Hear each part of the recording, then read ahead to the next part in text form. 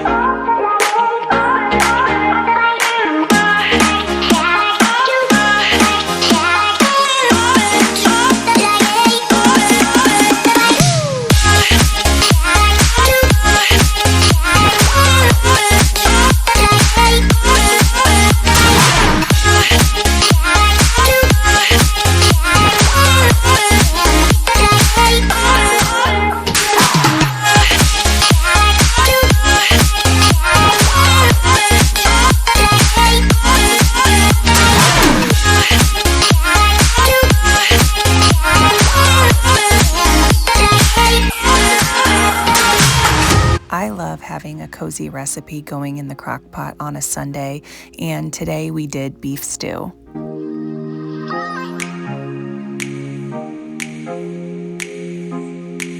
I hope you enjoyed my video today, and if you did, I hope that you subscribe and join me for more.